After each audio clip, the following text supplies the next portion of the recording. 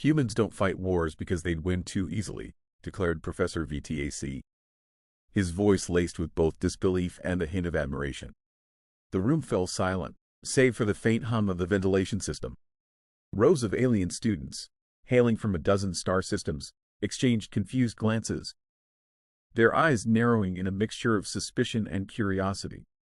The seminar room at the Galactic University of Old Tora was known for its rigorous discussions on interspecies ethics, but today's topic had taken everyone by surprise. One student, a young San with pale blue skin and intricate facial markings denoting his status as a warrior novice, raised a hand, his tentacle-like fingers twitching in agitation. "Professor, surely you jest. Humans avoiding war. This is the species that wiped out entire ecosystems on their own planet just to grow food more efficiently. They're known for their violent history, their relentless conquest. Why would they suddenly restrain themselves?" Professor Valak, a towering Zorian with a metallic sheen to his skin, leaned back in his chair, his many eyes blinking in unison. He had anticipated this reaction. "Ah, young Coke, your skepticism is expected, but allow me to explain. Humans are unique in ways that defy the typical evolutionary patterns we've observed across the galaxy." He activated a hollow display with a wave of his hand, filling the air with a three-dimensional image of Earth. The planet rotated slowly, showing its vast blue oceans, green continents, and swirling clouds. "You see, humans come from a world that is both abundant and treacherous. Their evolution was shaped by a constant struggle against the environment, against each other. And yet, despite their history of conflict, they have reached a point where they choose not to engage in war, even when provoked." A murmur spread through the classroom. The idea seemed preposterous. War was a natural extension of a species' desire to survive and dominate. To avoid it was to show weakness, or so many of them thought. Coke wasn't convinced. "Professor, with all due respect, this sounds like the propaganda the Terran diplomats spread. How could a species with such advanced technology, with the capability to obliterate planets, simply abstain from using it? There's no honor in that." Valak's eyes flashed with an intensity that silenced the murmuring. "It's not about honor, Coke. It's about mercy." The word hung in the air, foreign and almost blasphemous to the students who had been raised in cultures that glorified battle and conquest. "Mercy?" Another student, a thick-shelled Kron with a voice like grinding stones, echoed the word, his tone skeptical. "Mercy is a weakness, a failure to seize power when one has the advantage. For many species, yes," Valak agreed. "But humans view it differently. They have the capability to wage wars that would result in utter annihilation, but they choose not to. Not because they lack the will or the power, but because they have something else, a sense of responsibility, a reluctance to cause unnecessary suffering."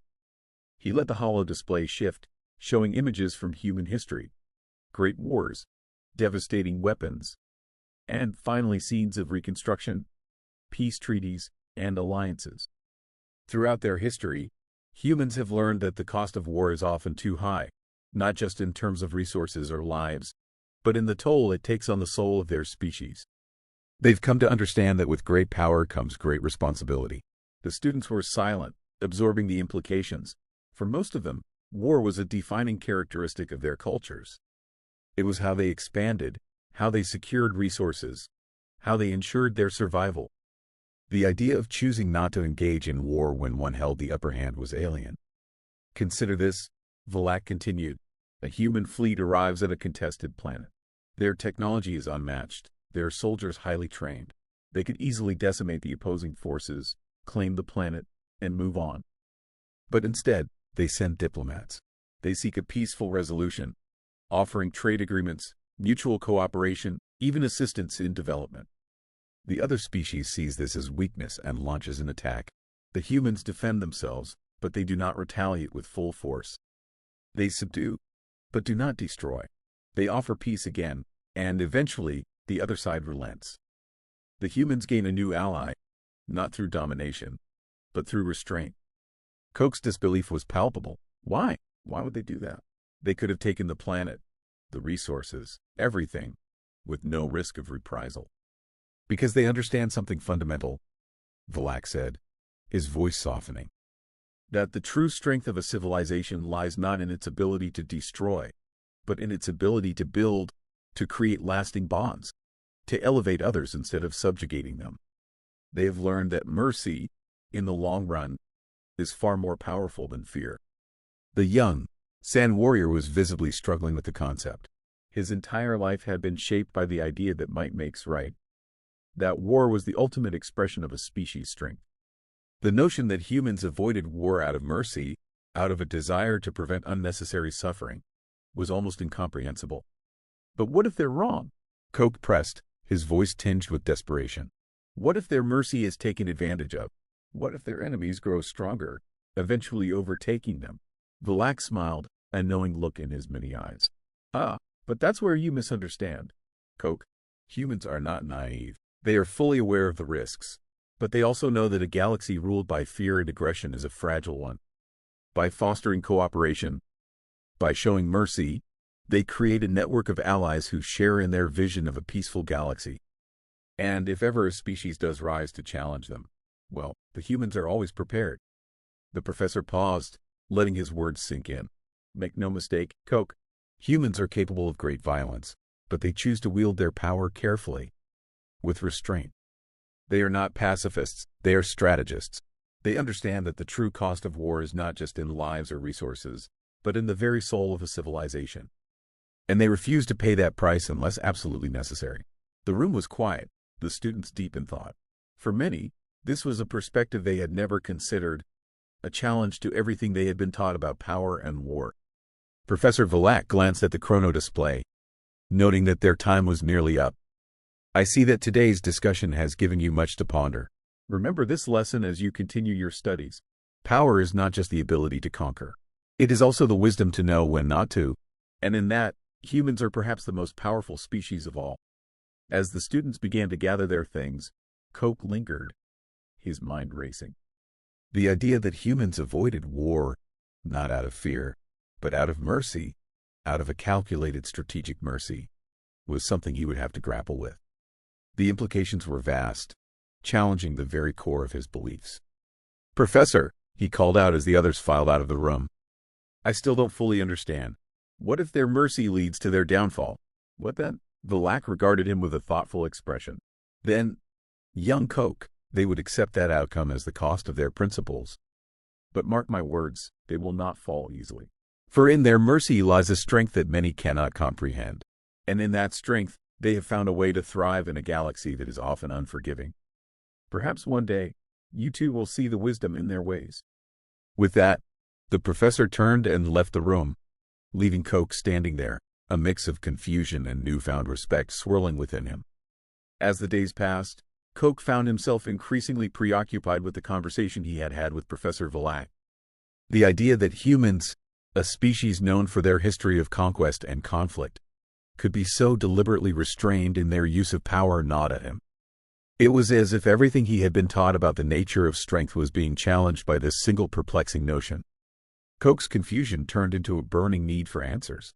He spent hours in the university's vast data archives, poring over records of human history, studying their wars, their alliances, and the peculiar way they seemed to navigate galactic politics. The more he learned, the more questions he had. Why would a species capable of such devastating force choose to hold back? Was it truly out of mercy? Or was there some deeper, more insidious reason?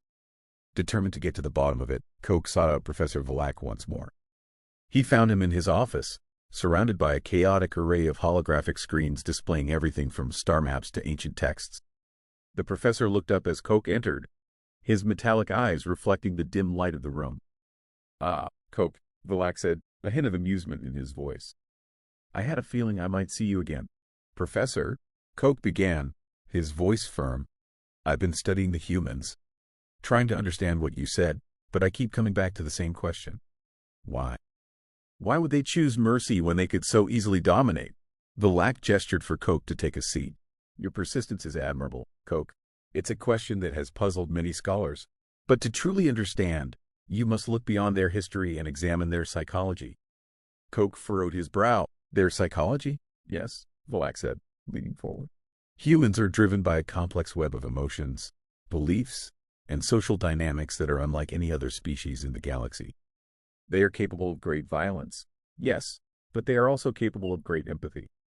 They value the concept of fairness, of giving others a chance to thrive. This duality is at the heart of their decision to avoid unnecessary wars. But that sounds illogical, Coke protested. Why risk their own survival for the sake of others? Valax smiled. To understand that, you must first understand their history of survival.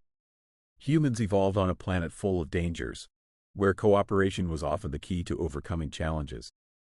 Over time, this cooperation became ingrained in their culture.